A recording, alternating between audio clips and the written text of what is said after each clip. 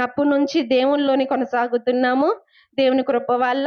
అంటే దేవుని తెలుసు గానీ, దేవుని గురించి ఇదే మాత్రం నేనైతే అన్నయ్య దగ్గరకొచ్చిన తర్వాతే తెలుసుకున్నాను.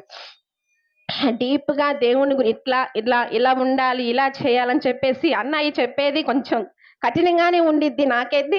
కానీ ఇదే నిజమే కదా! మనం ఇలాగే ఉండాలని చెప్పేసి నేనింక అదే అవును చెప్పింది కరెక్టే గదా! ఫస్ట్‌లో ప్రార్థనకొచ్చినప్పుడైతే అన్నయ్య చెప్పే వాక్యానికైతే ఏంటి నా గురించే చెబుతున్నాడా? ఈయన అసలు అన్నయ్య నేను 2 వారాలు వచ్చి ఆపేశాను. ప్రార్థనకెళ్ళలేదు పెళ్ళైనప్పుడు. ఏంది అన్నయ్య నా గురించి ప్రత్యేకంగా నా గురించి ఏం తెలిసినట్టు చదువుతున్నాడని చెప్పేసి నాకే సూట్ అయ్యేది ఆ వాక్యం.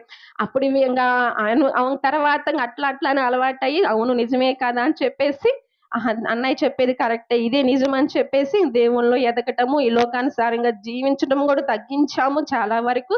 ఆచారాలన్నీ గూడా అది కాదు, ఇది గాని అంటున్నా గాని అత్తయ్యోళ్ళు కొంచెం నా భర్త